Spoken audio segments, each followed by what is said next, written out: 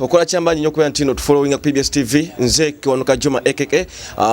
Mako Alpha wano PBS TV kwa kutusa ko programu enonji ya sports vuvuzela nenga atenjaga kutegeza ntino nako wali tugenda kuna tutunulira ensonga eza Uganda Queens. Of course Uganda Queens yasobola kwa ntino awangula omupira gwe yasobola kwa ntino kuba Congo Brazza vigoza badibiri ku 0 nenga atenjaga kutegeza ntino nako wali ndaga tandikire ku nadala kujaze ya launching wa empya Uganda Queens je mu kwa ntino ko samakadde kano ago wena ali mukunda ku PBS TV. Of course bana Uganda inaku zino tuli much of kagamenti no tuli much of diverted kagamba ntino tukwatanye ebintu buli kadde ntubigeza okubera ntino tubiretinga ku politics jukira FUFA yavayo ne launchinga embijozi eza Uganda Queens agenda kwa ntino ekozesa nainga ate of course ziri mukala ya mirundi nga esatu actually they are launching zali mukala ya mirundi nga esatu zali mukala za mirundi nga esatu naye ate ojja kwetegereza no mujozi omukala endala eyokuna nayo gweguli. Of course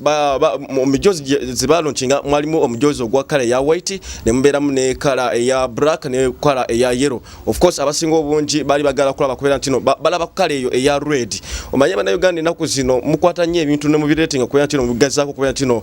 mubigeza ku politics. Omanyi buli okwata politics omuteka mu kintu mtufu oba oli mukonoona ate era politics ebyaddala nze sina we mulabira kubera ntino ajja okuyingira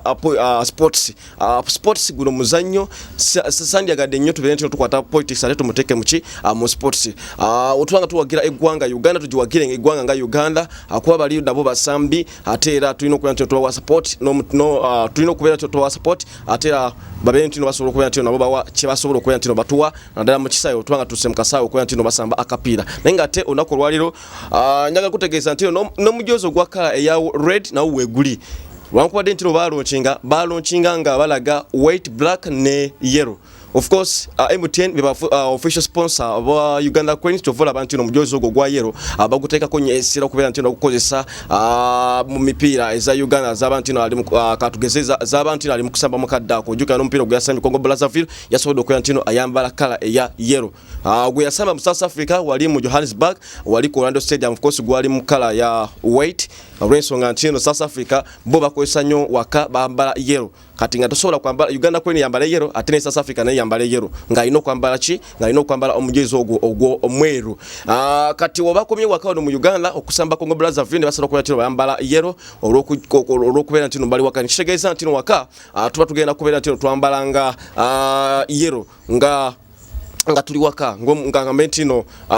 home jersey tugenda kuna tino tukozesa nga tuli waka kangamenti in terms of colors abasinga obunje omanyi mulimo abantu abakwata ebintu bino ne bageza ko kwa ntino watunulira omujozo kwera mukale ya yellow ate guli nagamba ntino kubana ali bisaka masa ku social media nenda comment section nga ndaba abantu abangi bavayo nga bagamba ntino nze singa guli mukala ya red nandi guguze. Of course waliwo guli mitwale 5 waliwo guli mitwale 12 waliwo guli mitwale 3 mujozi mupya mujozi mulungi naye atera kyo nokutegeera ntino tolowooza ku kyakala obanga toyagala gula yellow gula white gula black ne red wali wankubadde ntino bali balaunchinga balaga mijozi 3 white black ne yellow. Anyway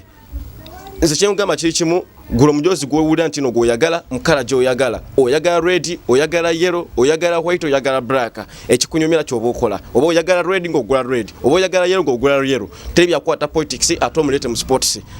ndoza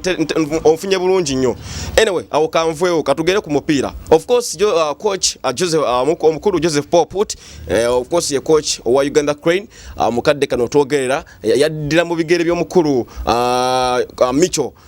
Micho yagenda okuvaawo nga performance mutufu nga sinungi ku Uganda Queens naye ate so far emipira omukulu ono Joseph Poput enzaza za Belgium emipira ziriena ziyakasobola okukola tino akwasaganya ensonga ku Uganda Queen naye ate asobola okukola tino wangulako emipira ebiri ate na losing omupira gumu ate nakola amaliga mupira gumu. Actually obanga wetegereza bulungi nnyo omupira gwasobola okukola tino atandikira ko gwali mupira gwa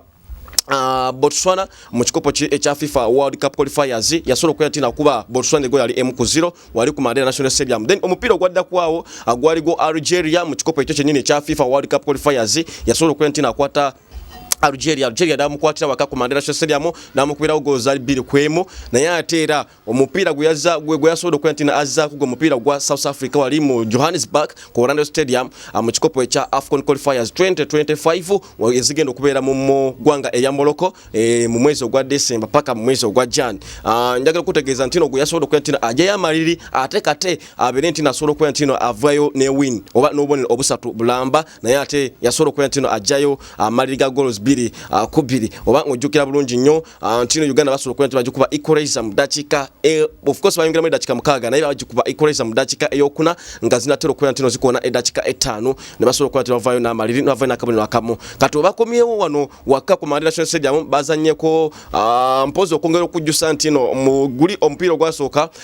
musambi Dennis Omedi kotadde no musambi ono Rogers Mato bebasobola okukola ntino balengera katimba abulungi nnyo ku side ya Uganda Queens naye nga ate bakomye waka Uganda yasobola okukola ntino wangirwa omupiira guno convincing ngenge kuba Congo Brazzaville goals abadde 2-0 omusambi Abdul Aziz Kayondo ate kotadde no musambi go bayita Judy Semugabi basobola okukola ntino batebera Uganda Queens goals ebiri zabadde ennungi nnyo okuyamba ku Uganda okubeera ntino atopinga ekibinja group K atera n'okutopinga ekimeza bulungi nnyo ni points nga zininya naye ngate so fans nja kwebaza omukulu Joseph Poput coach wa Uganda Cranes olw'ensonga ntino asobodde okubeera ntino awa abalenzi bano eddembe freedom liberty okubeera ntino bakola kye bagala mu kisaawe kino nkyogera okusinzira ku goals bazinga bateeba olaba basambi nga ba Alan Okero afuna omupiira like avakatebe najje natekawo performance ennungi nnyo n'akyusa game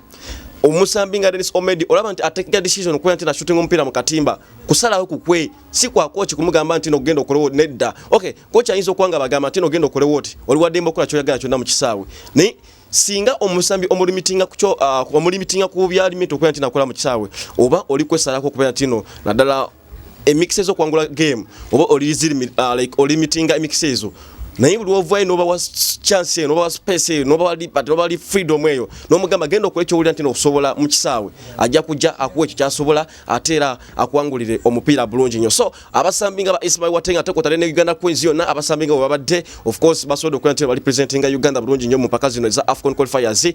bulungi nnyo era nkutegeeza nti ennaku z'omwezi nga 7 mwezi ogw'ekumi Uganda ajja kuba nga tina kyazaako ku Mandela Stadium agenda kuba tina kyazaako South Sudan ennaku z'omwezi nga 15 mwezi ogw'ekumi that's October Uganda kuya ntina Adamu kuya ntina kya azanya ne gwanga era South Sudan of course kwawe agenda kuya ntina kyaira ko South Sudan atera okongera kutangaza emixers ezo kuya ntina qualifying mu kikopo kya AFCON 2025 mu gwanga eria Morocco ajuka ntino AFCON 2027 pamoja bid Uganda Kenya Tanzania kwegatawa mu kuya ntina kyaza empaka zino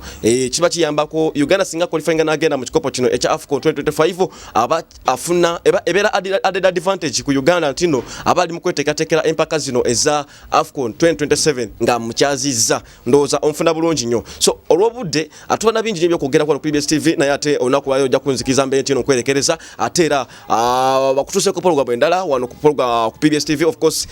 tubena bingi nnyo kyo ino kutegeera naye nga ate sofa achomento kuba ntino kola tuwera birantino ogenda wali mu comment section no commentinga no likinga no sharinga atera of course abokola kyamanyi nnyo ubanga okikoze ekyo naye nga ate nkusegeza ntino mukadde kano nsigadde nze akiwanuka Juma aka Mark Alpha ate kotadde omukulu brand pass ko sekito omuziko benge yabadde ku kamera onako wali kuba tina kutuza ko ekifaananyi kirungi Ed Baliko wa omukulu wa the first enterprise akutumidde ko era gamba ntino genda yo be ntino funa products season na wali oginga coffee honey sugar byona webiro ko ntino